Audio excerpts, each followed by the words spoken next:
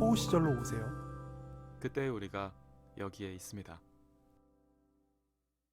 이영애가 대장금으로 대박을 치기 전, 이정재가 오징어 게임으로 대박나기 한참 전 2001년에 발표된 영화 선물에 대해서 지금까지 쭉 살펴봤습니다. 조지프님, 이번 녹음 어떠셨어요, 오늘? 사실 원호 씨가 네.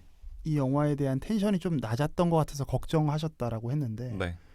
조쿠나의 입장에서 볼 때는 쇼생크 리뎀션이 네. 워낙 저한테 너무 큰 여파를 남겼어요. 네. 흔적을 많이 남겨놔서 선물을 보면서는 와, 6년 뒤에 만들어진 영화인데도 간극이 좀 있구나. 7년 뒤에 만들어진 영화인데도 네. 더 최신작인데 그치. 쇼생크가 훨씬 위대하게 느껴졌던 어떤 메울 수 없는 갭을 좀 느꼈거든요. 아, 묘하게 저희는 쇼생크 살줄 보면서는 전혀 촌스럽다는 생각을 하지 못했었죠.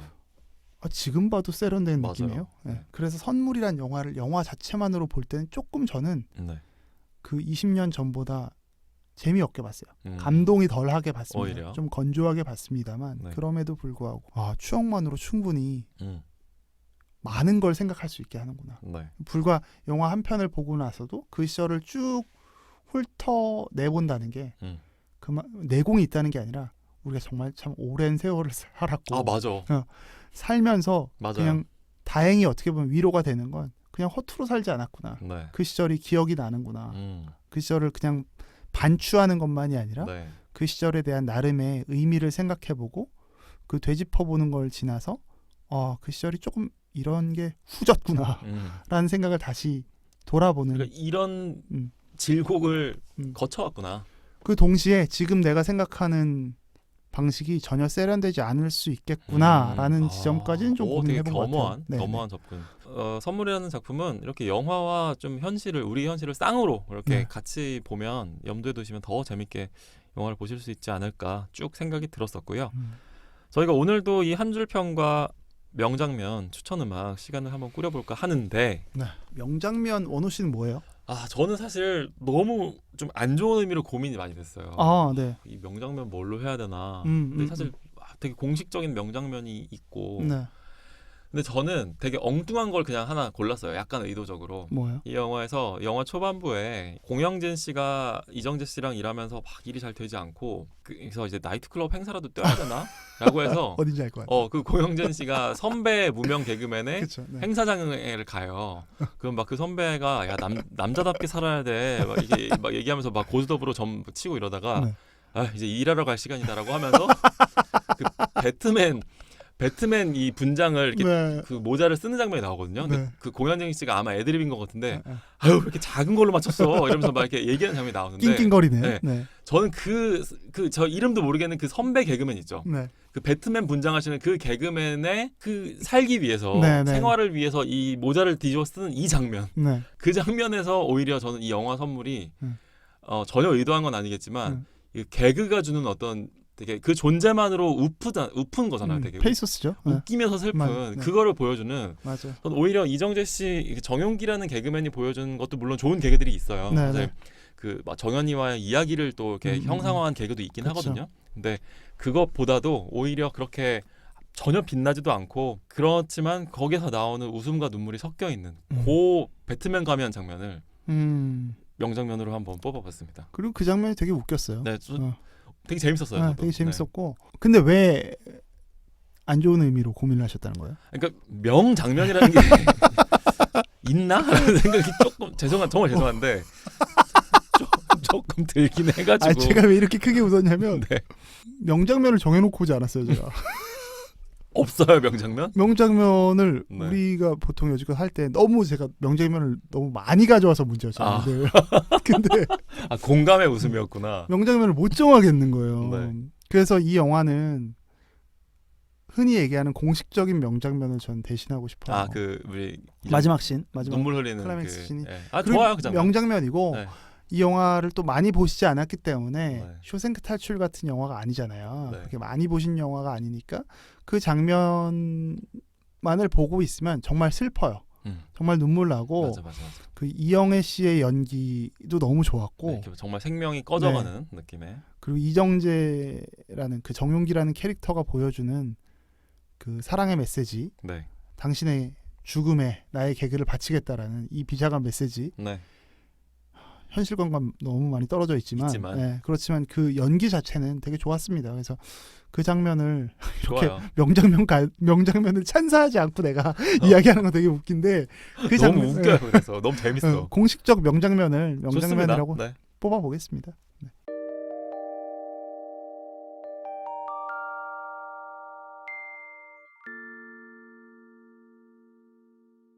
다음으로 그럼 이제 이 영화를 한번 총평해보는 네네. 한 줄평 순서도 한번 해볼까요? 오늘 제가 먼저 할게요. 좋습니다. 오늘. 제가 사실 영화 선물 처음 오늘 발굴 시작할 때 네. 이야기를 했었잖아요. 그 일종의 한 줄평이라면 한 줄평인 게 네. 586 남성들이 만들어 놓은 조금 후진 판타지다. 이런 이야기를 했었는데 네. 이렇게만 하면 좀 너무 헐뜯는 것 같으니까. 너무 헐뜯는 것 같고 그건 사실 그 총체적인 감상인데 그걸 좀 말을 좀 바꿔봤어요. 네. 그게 더 상처가 된다. 근데 그런가? 진짜 써온 거 너는 정말 별로지만 별로라고 말하지 않을게. 이런 느낌. 좀, 그래도 한번 읽어주세요. 좀 후달리네. 그래서 그럴 수도 있죠. 솔직한다는 게 중요한 거지. 그때는 영화를 보고 울었고 지금은 그 시절의 발상에 운다. 이거 거의 박평식이다. 박평식인데 이건 거의. 네, 그래서 뭐. 근데 조세프님은 네. 이렇게 약간 비판적이고 냉소적일 때 정말 진가를 발휘하는 것 같아요. 정말. 좀 그래요. 근데 이 영화는 좀 그 시절의 후진 발상에 대해서 잘 썼다. 한줄평. 네, 생각을 하게 됩니다. 저는 너무 많이 말해서 뭐 설명할 필요는 없을 것 같고. 네. 원우 씨는 어떤? 저도 뭐 관점 비슷할지도 몰라요. 많이 웃었지만 저희 한 줄평은 이겁니다. 생각을 너무 많이 하면 웃음도 터지지 않는다는 걸 알 만큼 철이든 당신은 지금 어떤 어른이 되어 있나요? 저는 영화에게 이야기한 거고 네. 이제 관객에게 혹은 감상자에게. 사실 저 이건 조세프님한테 한 얘기예요. 그래요? 어떤 어른이 되어 있나요? 라고 텐션이 낮으셔서 이렇게 한 줄평을 저희가 그때는 조숙했지만 지금은 미숙한 어른이 그렇죠. 되었습니다. 답해드릴게. 네. 바로 아주 답변이 나오는 그런 한 줄평까지 순서 저희 마련해 봤습니다. 마지막으로 이제 조세프님이 골라주시는 이 영화와 어울리는 BGM 네. 음악 순서를 한번 하면서 이 저희 길었던 발굴을 마무리해 볼까 하는데 저희 이 추천 음악 코너에 대해서 하나의 아이디어가 있어요. 좋아요. 오늘까지는 이렇게 하고 네. 오늘까지는 원래 체제대로 하는데 앞으로는 저희가 영화를 발굴을 하고 조세프님이 음악 골라주잖아요. 네. 그때 조세프님이 그 영화가 나온 같은 해에 나온 음악을 골라주는 거예요.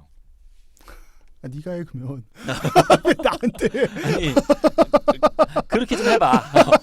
그렇게 좀 해와봐. 자꾸 디렉팅이 나와. 그거 재밌지 않을까요? 뭔가 같은 시대. 알겠어요. 한번 찾아볼게요. 그러니까 시도는 한번 해봐 주시면 좋아요. 아니면 한 1, 2년 그 언저리의 음악들로 찾아볼게요. 오늘은 일단 자유롭게 아마 골라주셨을 것 같은데. 근데 그 시절에 아마 음악일걸요? 좋은데요. 네. 영화 선물과 관련된 심지어 그 약간의 힌트가 될 수도 있어요. 선물? 유엔의 선물. 원우 씨가 생각했던 그 명장면과 어울리는 배트맨 사람입니다. 장면과. 요새 방송에서 잘 나오지 않는 분인데 정말 배트맨 티셔츠를 너무 좋아해서 인기가 누군지 알겠다. 그 요새는 근데 무리를 일으키고 네. 나오지 않지만. 근데 결국에는 이제 무죄로 아마 무혐의로. 90년대 최고의 가수. 아까 말씀드린 뭐 김창완 사단의 정점에 있었던 김건모 씨가 부른 아름다운 이별이라는 노래가 있어요. 네. 3집의 1번 트랙이죠. 네, 정말 김건모 씨 노래 너무 잘하고 발라드도 너무 잘 불러요. 그리고 여러분들 김건모 씨가요 피아노를 굉장히 잘 정말 잘 칩니다. 저는 이게 의외로 말씀 끊어 죄송한데 우리가 성시경 하면 목소리가 좋은 가수라고 생각하지만 그렇죠. 성시경 씨가 노래를 정말 잘하거든요. 그렇죠. 그 가창력이 저는 성시경의 가창력은 거의 김이박나 수준까지 봐요. 네네네. 근데 김건모도 비슷하게 김건모가 워낙에 노래를 잘하고 음색이 좋으니까 잘 모르는 부분 중에 하나가 피아노를 정말 잘 치신다는 거예요. 김건모 씨 노래를 골라오셨군요. 게다가 그 뭐였죠? 나는 가수다에서 네. 피아노를 치면서 립스틱을 바르는 장난을 쳐서 오히려 맞아요. 더 약간 악화됐었던. 좀 사실은 좀 개그맨 같은 느낌인 거죠. 맞아요. 사실 저는 김건모 씨가 구사하는 개그도 되게 전 수준 높은 개그라고 봤었던 기억이 많이 있어요. 이제 사회적 트렌드랑 좀 안 맞았을 뿐이지. 박자가 안 맞은 것 뿐이지. 개그맨들은 그렇게 시대와 불화하곤 합니다. 그런데 근데 이제 김건모 씨의 어떤 아름다운 이별을 골라온 이유는 네. 제가 이 영화를 보면서 과연 이별이 아름다울 수 있을까? 이런 생각을 좀 하게 됐어요. 네.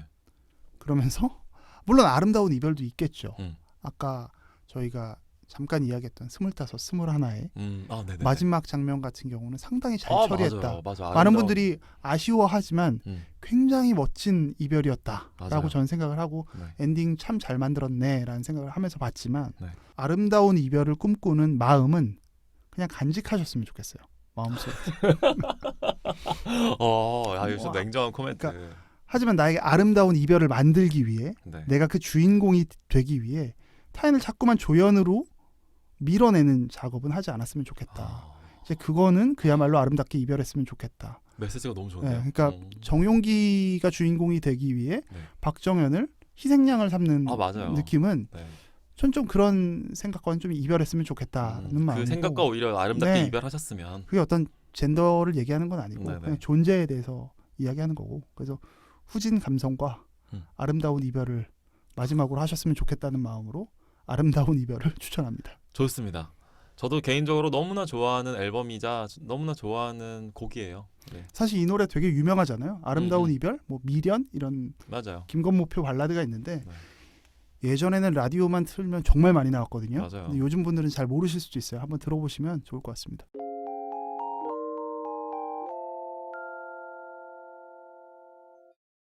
좋습니다. 저희 이렇게 영화 선물에 대한 여러 순서를 다 진행을 해봤고요. 저희 다음 작품은 뭘로 발굴해볼까요? 다음 작품 진짜 뭐 해야 될지 잘 모르겠는데 네. 기억나는 작품도 제가 몇 개 거론된 작품들은 있는데 네. 자유롭게 한번 얘기해볼까요? 일단 저는 인생은 아름다워. 인생은 아름다워. 네. 로베르토 베니니 네. 감독의 뭐 명작이죠. 저 이 영화 진짜 많이 울었는데. 한번 할 때가 되지 않았나. 그리고 이게 어쩌면 오늘 선물에서 건드렸던 막 웃고 있는데 눈물이 나는 그렇지. 그 장면을 그거의 어떤 진면목을 보여주는 상당히 잘 포착한 영화다라고 생각할 수 있습니다. 괜찮은 흐름인 네. 것 같아요. 네. 인생은 아름다워. 좋습니다. 인생은 아름다워. 또 어떤 거 생각하셨어요? 저도 쇼생크 탈출의 여파가 네. 꽤 길게 가고 있거든요. 네네. 그래서 그린마일을 한번 해보면 어떨까라는 생각을 한번 해봤어요. 그냥 조금 뭐 할 거면은 연이어서 하지라는 생각을 하실 수도 있지만 오히려 더 리얼하게 우리 감정선을 따라서 우리 그 쇼생크 탈출의 그 후속작이었었잖아요. 그러니까 뭐 내용적으로는 후속작이 아니지만 그 감독님의 프랭크 데러본트 감독님의 이를 박박 깔고 나온 그렇지. 그 톰 행크스를 캐스팅해서 조세프님도 제가 알기로 이 작품을 굉장히 좋게 기억하고 계신 걸로 많은 분들이 인생작으로 꼽고 있는 작품이라 맞아요. 그린마일이 좀 생각나기도 했었고 또 그렇게 톰 행크스 얘기 나오니까 뭐 포레스트 검프를 한번 해보면 어떨까라는 생각이 들기도 했었고 그리고 또 우리 그 젠 K님이 네. 포레스트 검프를 상당히 좋아하는 맞아요. 댓글을 알아주셨잖아요. 저희가 한번 또 댓글 지분이 매우 크시기 때문에 네. 저희가 그 VVIP시니까 그렇죠. 네. 밀착 관리를 할 필요가 있습니다. 조세프님이 제일 땡기는 작품으로 저는 사실 그래요. 네. 우리 방송에 정말 뭐 우리 둘밖에 없지만 네. 주인공이고 어떤 그 칼춤의 댄서잖아요. 네. 조세프님이 정말 흉측하네요. 조세프님이 신나게 발굴할 수 있는 작품을 하는 게 전 맞다고 보긴 하거든요.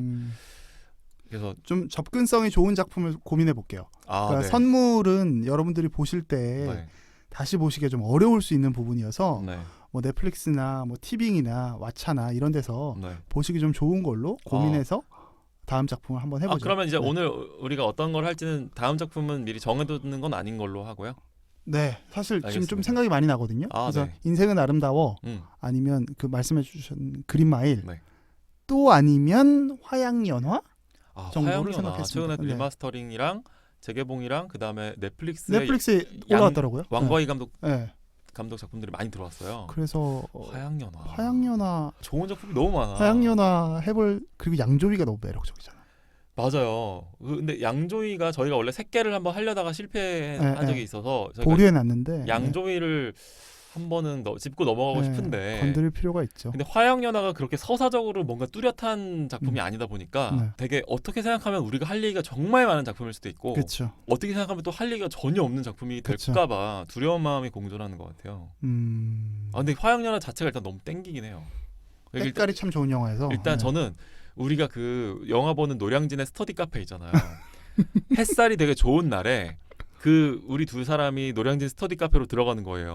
버거킹에서 밥을 먹고 바깥에 햇살은 너무 좋은데 약간 어두칙칙한 그 스터디 카페로 들어가서 화양연화를 보면 되게 나름 좋을 것 같아요. 그러면 압축 많이 된 것 같아요. 네. 하지만 다음 영화는 이 세 편이 아닐 수도 있다는 거. 맞아. 전혀 다르게 마누라 죽이기 이런 걸 할 수도 있다는 사실까지를 여러분들께 말씀드리면서 오늘의 방송을 조세프님의 이제 클로징 멘트와 함께 마무리해 보도록 하겠습니다. 여러분의 오늘이 슬픔과 기쁨이 몰아쳐서 때로는 지치게 만드는 드라마가 아니라 몰래 찾아온 행복, 나도 모르게 새어나는 웃음처럼 일상 속 작은 기쁨을 발견하는 숨은 행복 찾는 날이었으면 좋겠습니다. 여러분이 감춰놓은 소소한 행복의 리스트에 호우 시절이 있었으면 좋겠습니다. 이번 녹음도 감사합니다. 감사합니다.